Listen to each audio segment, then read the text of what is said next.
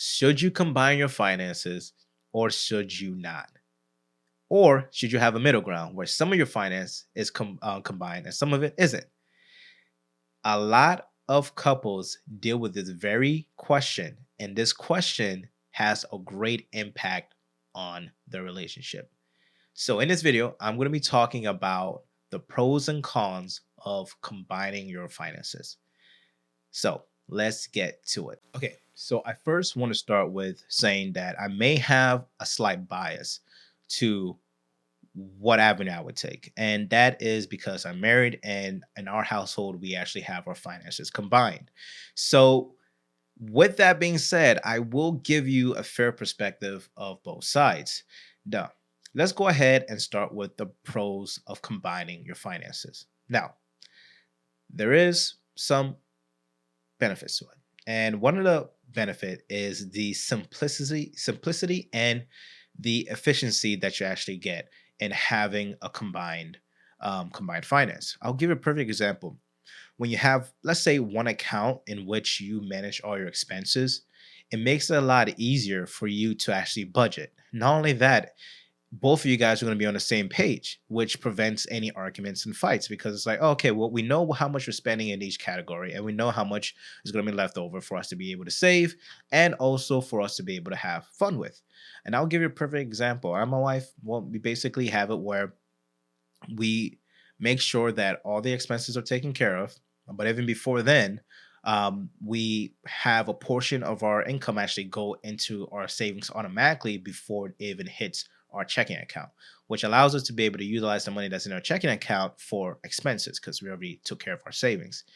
And on top of that, anything that is left over, we use as fun money. And sometimes we actually allocate depending on the month and depending on what we want to do. If there's any major projects, if there's nothing going on, sometimes what we do is we'll allocate a certain portion for fun and just spend it, because hey, we worked hard for the money, so we should spend it. But the key here is that we're both actually on the same page as to what we're doing with the money. And we're actually communicating with each other as well. When, we're getting ready to make a major purchase, we communicate. We say, hey, I'm getting ready to do this, is that okay? And for some individuals, that might be a sticking point. You may say to yourself, why the heck do I have to talk to my partner about how much money I'm going to spend? It's my money. Well, in reality, if you're serious and if, going on the right path here, your money is their money. And when you have a combined finance, that's the perspective you take. And it makes things a lot easier once you have that perspective. And another thing that I find that really works when I even spoke to couples that did financial planning with me that you know had their money combined.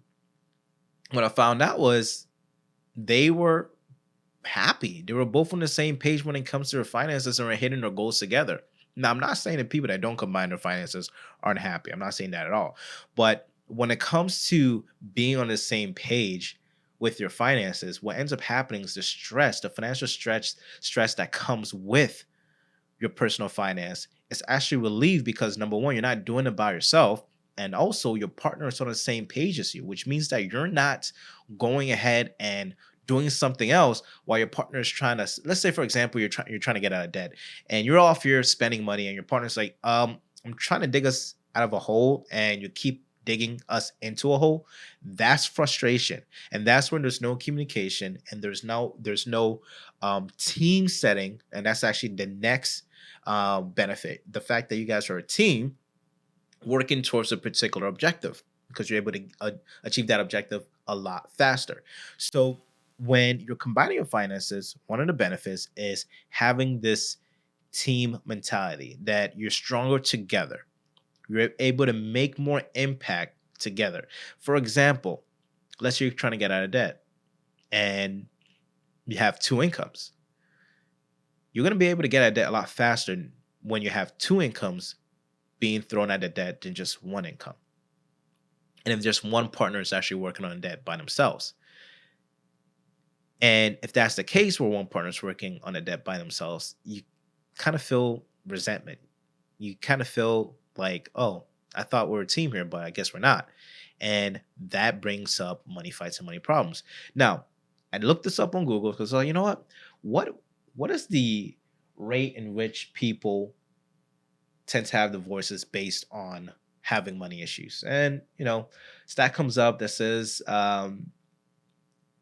it's estimated that financial problems contribute to 20 to 40% of all divorces.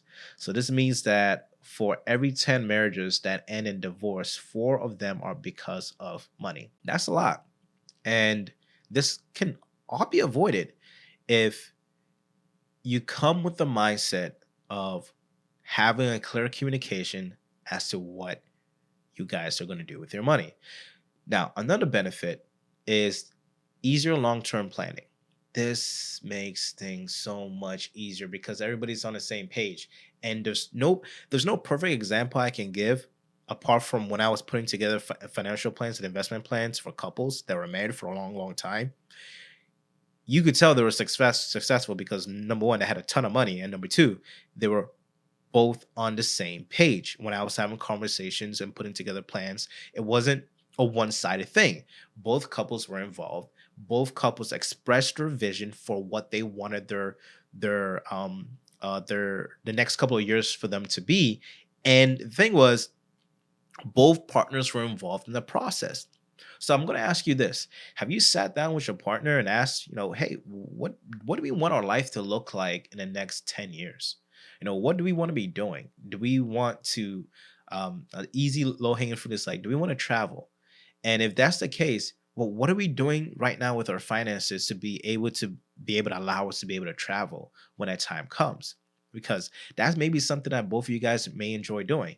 And you would have to plan for that, which means that you guys are gonna have to be on the same page. And if this is a long-term plan you're working towards, both of you guys need to have a strategy. And usually that strategy involves having a combined finance that's working towards that particular goal. Now, it's easier to plan for the future. That way, it's easier to save, right? Because now you have two incomes going to the pot instead of just one income or you doing it separately. And not only that, when it comes to retirement, buying a home, it works so much faster. I'll give you a perfect example. When we were in a relationship, starting off early on, we shared our goals, we shared our dreams, we shared what we wanted to accomplish. And now my wife did say, well, it was easier for me to trust you because you're in the financial industry and you were managing money for people. And, you're working for a top investment company. So I'm like, okay, if they're going to be hiring you to manage people's money, you should be good with money. But the funny thing was internally, that trust that was given to me, I was kind of nervous. I'm like, oh man, okay, like I can't screw this up, And the thing is, we both actually had like a saving envelope where we would put together money for our friends for the holidays because we went to holiday parties and we did a lot of gifting. And so we were like, what if we just put together savings and we just put money away for when the time comes, we'll be able to have money to be able to buy gifts for our friends. And it was great because this was number one, a bonding process for us. And also it was a sign of, hey, us working together towards a common goal. Now, the funny part is, if any of my friends are watching this video, you probably wonder where those gifts are. Okay, we actually took some of the money, actually most of the money, when we realized, okay, we're moving forward with our relationship, and we put it towards our actual house money. So the money that we were using for our gifts later on, we were like, you know what? We did so well, actually. We put a lot of money away. We're like at 5K within a matter of like months, and we're like, oh man, this is gonna be easy. Let's build it up even more, and then see how much we can grow it up to. And the next thing you know, we were like, you know what? Let's take this money and put it towards a down payment for a house. And that's exactly what we did. But what I'm trying to get at is this: when you're working together towards a common goal, you reach that goal a lot faster than you just doing it separately on your own. There are some cons to combining your finances. And one of those cons are loss of financial independence. The loss of financial independence comes down to the idea of, well, if we combine our finances, that means that my other partner is able to make decisions as to what I do with my money. And if you come from that perspective of it's my money and it's not our money, then yes, you're going to have that underlying feeling. And I actually went through this thought process because when we were getting married, I was like, oh, snap. Now it's actually legit. Like, okay, we are combining our finances, which means that I just can't randomly make decisions and purchases on my own now. And I felt the loss of the financial autonomy where it's like, no, I'm not making decisions by myself anymore. But the way I overcame that was the understanding of no, this is a marriage. Like, no, we're in this life journey together. What's mine is yours. What's yours is mine. And having that perspective makes it easy for you to actually overcome that idea of, oh, I'm losing autonomy. I'm losing freedom when that shouldn't be the case at all. And if it is the case, maybe there's an underlying reason behind it. Is it the fact that, hey, you may not just trust your partner with managing their finances? And that's if that's the case, that's okay, right? Because once again, there are pros and cons to this thing. And one of the cons is if you feel like you're losing autonomy because you're combining your finances and you can't make the decisions that you want to on your own anymore, you want to examine maybe why. Why is that the case? Is it because you feel like you can't trust the other partner to make those decisions? Have you guys not achieved that stage in your relationship where it's like, hey, we need to really have a serious conversation and sit down as to how we're going to manage our money together? And if the comfortability and safety lies in you having full autonomy over your finances, that needs to be properly communicated with your other partner so that there's no fights. Because once again, 20 to 40% of divorces and because of divorces are due to money fights, right? And money problems. So another thing you want to look at or when it comes to the cons is unequal contribution and power dynamics.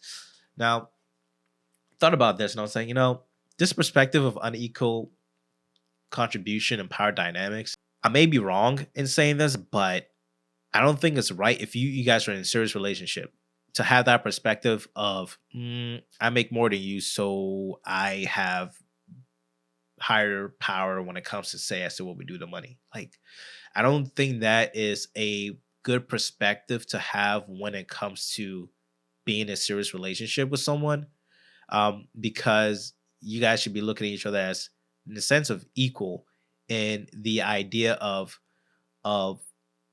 of the objective you guys want to accomplish together in your life. I don't think there should be a situation where just because one person has brings in more money, then they have the veto and say as to what you do with the money. That shouldn't be the case because I guarantee you there's going to be resentment built up over time. And that resentment is going to fester and it's going to impact your relationship. And that idea of having a decision process where it's based on who has more money, I don't subscribe to that. And here's the reason why. Once again, I told you I do have a bias to this, but I will give you the cons, because it is reality. And the thing is, like, just because you make more money doesn't mean you're good with your money. Like, I've worked with people that have made good money and they suck at managing their money to the point where they're living paycheck to paycheck and they're making six figures. Like, what are you doing? So I wouldn't automatically default to because I make more money than you, then I know how to manage the money. You should listen to me. That's a bad approach to take. But for partners, making more money than your other partner and combining finances, one may feel the imbalance and may feel like, oh, I'm doing most of the legwork, and because I'm doing most of the legwork and I'm paying most of the bills, I have most of the say.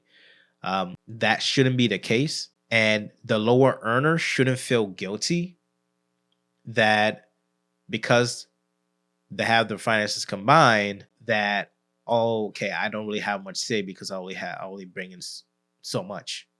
Well, that portion that you bring also has an impact on the financial goals that you guys have. And if you work together as a team, it's a better outcome than having it where you're looking at it from the perspective of unequal um, contribution, and I have more than you, so therefore I make more the main decisions when it comes to the finances. It should be a team effort. But that is one of the cons that people may have, is the fact that it's like, some people, yeah, some people make more than others. And if you come in with that mindset, it may not actually work out for you guys to have your money together. Now, another thing is, or another con is the risk of financial damage.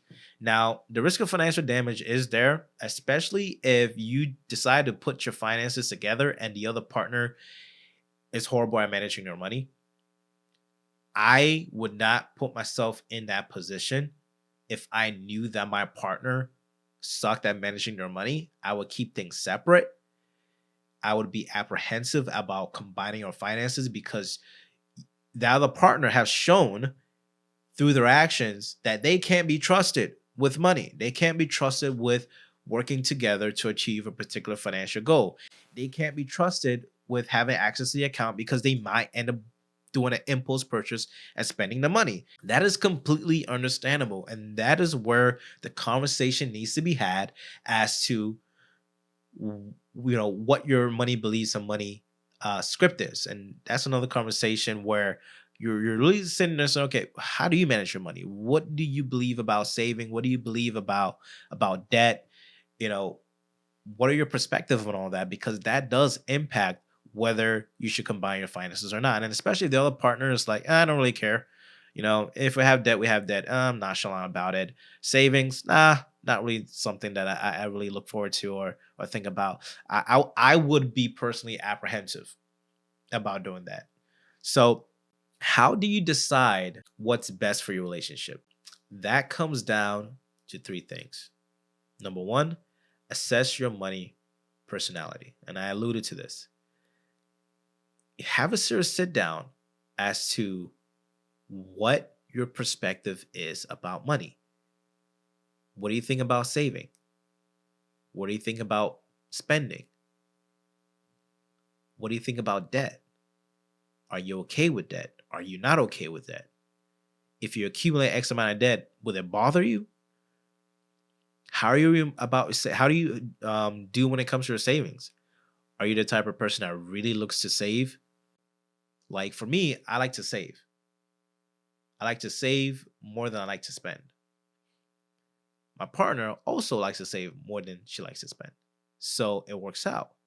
But we had that conversation. It's important to have a sit down and have an understanding of what is your background when it comes to your personal finance. How do your parents manage their money together? How do they communicate? Because that also affects how you manage your money, because that's what you saw growing up. Was conversations about money had in the family? Or was it more of a hush hush? This is something you don't talk about. And also have a conversation about the long-term or short-term goals, because that also allows you to be able to say, okay, here's where our goals and visions align. Here's where they don't align. What can we do about it? How do we go about addressing it? Another thing you want to do is consider the trust and communication levels. This is very important. And I alluded to the story. I talked about the story of us first putting a small savings together to buy presents for our friends. That began the trust. But I would also say that the fact that I worked in the financial industry also helped with the trust. But and the reason why I say that is because in our household, like most of the time, I'm managing the finances, doing the budgeting, and all that stuff. But it still comes with trust. And it's like, hey, I don't want to screw up our finances. I don't want to mess up. I don't want to start accumulating debt. I don't want to start spending money out of nowhere without communicating to my wife, because me doing that breaks down that trust over time. And that is not a great position to be in.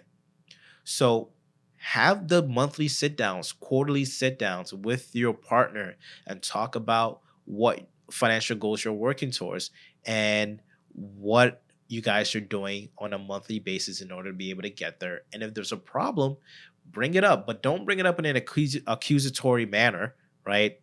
Just that doesn't never works out. Bring it up in an approach where you're looking at it from the perspective, okay, what objectives are we trying to accomplish? And are we personally doing things that is pushing us away from that objective? And if so, what are the things we need to do in order to correct it? So there is no one size fits all.